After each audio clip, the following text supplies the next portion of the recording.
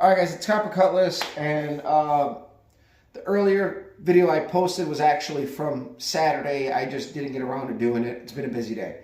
So, I got this fender all tack welded into place. Apparently our ring cameras are going off.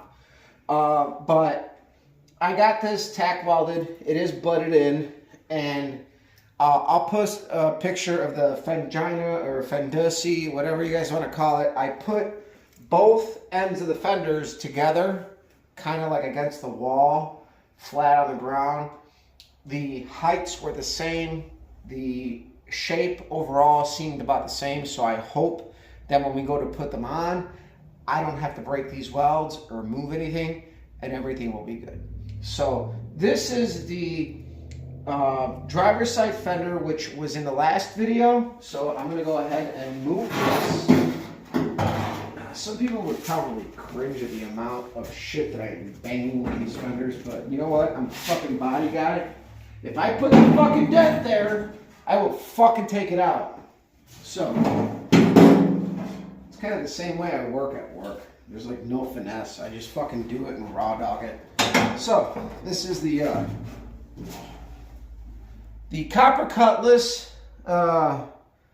I just decided to put my signature on it because we were having a lot of fun last night. And, you know, just a good old time. So my wife can get it in here. And this is the fender with the patch panel. So what I did was, I did what I actually did on the fender of my Cutlass, which is I maintained this inside edge as a means to keep the dimensions the same. And you can tell it follows. I notched the bottom, which I still have to kind of completely roll over. But everything is tack welded into place. And the best part about working on the body line is that even if you have a little bit of buildup of material with your welding, corners dissipate heat pretty well. The heat tends to pull into the corner. You're going to have a lot less warpage, in my opinion, from my experience. So you can see that we welded this thing in here as well. And this is what I was talking about. So we're going to end up losing this flange because we don't need it. There's no inner fenders on that car. We're going to blend all of this in and weld it. But we do have these lower edges down here where we have to figure out how much we have to fold it into the area where we have to mount and bolt the fender to, which is another thing that we also have to figure out. So probably next weekend I'm going to make a drive up to Wisconsin to my buddy's place. He's only about an hour or so north of here. And we're going to go ahead and I want to put these fenders on there because he also has to get his car out to the chassis shop to do a couple things to it. So it is a time sensitive thing because I also have things going on. Now, besides this pile of shit here, sorry Dave, love you, but we also have this. We brought this home today.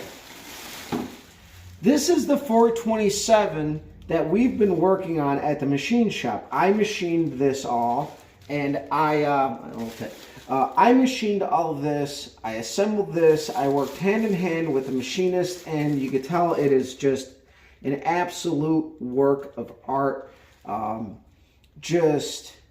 We fly cut the domes because we were after a specific compression ratio. It's got a really nice comp roller cam in it, hydraulic roller cam.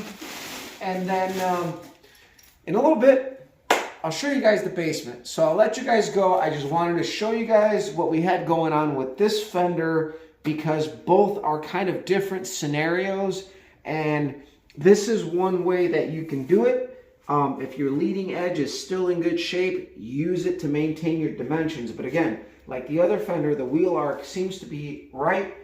These inner corners seem to line up. So everything is telling me that hopefully when we put these on, we don't have to do a whole lot of work to get everything to fit, which is what I'm after. So I'm going to put these away. We'll check back with you guys in a little bit. All right, guys, this is the second part of the video. There's still a little bit of cleanup I got to do down here, but I'm actually really proud of all of this because This is what I've been wanting to do for a really long time, and you guys have probably seen the basement. I've built engines down here. We've built transmissions down here. It is Sunday evening, and we're about to do dinner, so I'm having a beer. Heater's going off in the background. I got cold out here in fucking Chicagoland. But, so this is our valve grinder. You guys saw a couple videos on it earlier on. This is what I ultimately wanted to do. For now, I am going to end up probably putting a back wall here between these stairs somewhere, because we're going to be doing valve jobs down here. And we got our seat grinder down there. I plan on putting another bench over here that's going to be specific just for the seat grinding on cylinder heads. We're going to get a cylinder head stand. We got to put some of that stuff away. You know, we got our tables where we do our engine assembly.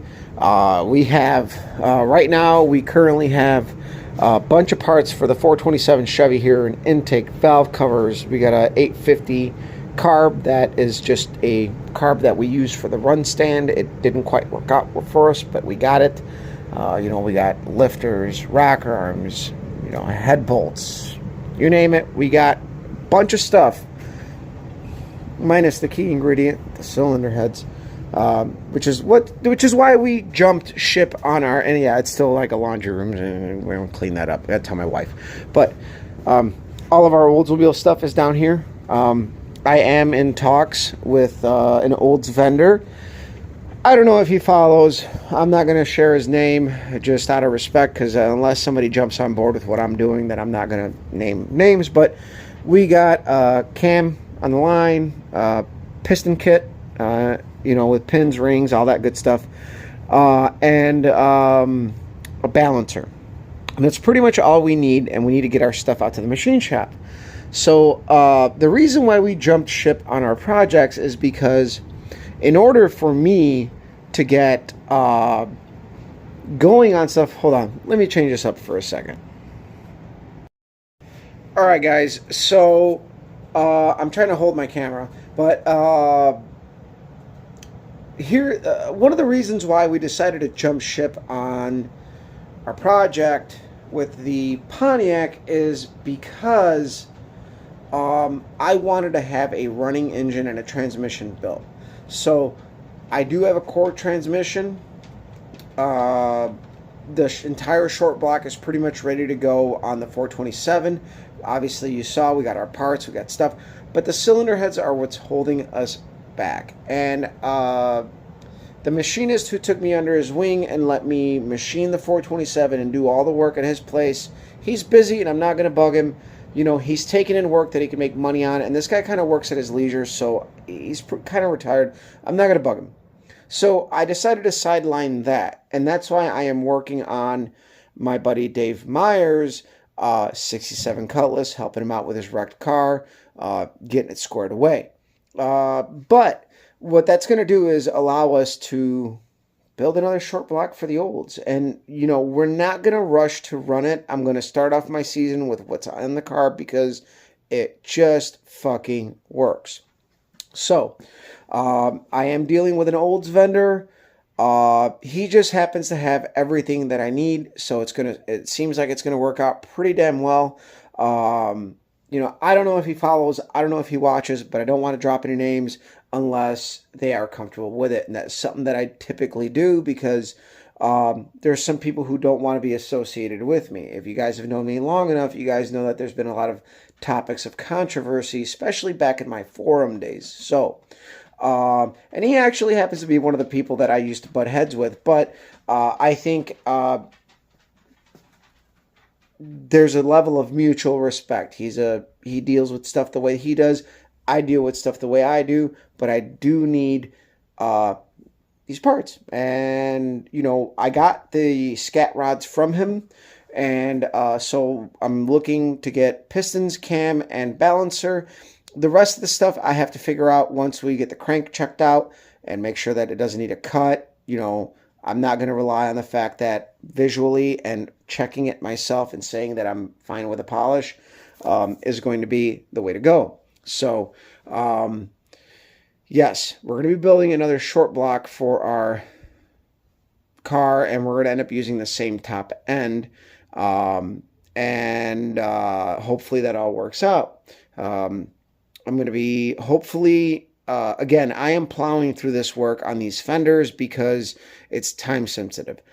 Dave needs to get his car to the chassis shop and all that fun stuff. So I need to get these fenders fitted to the point where I am comfortable after they've been welded to work them and not change the shape. So when we go to put them back on the car, we're not going to have any issues.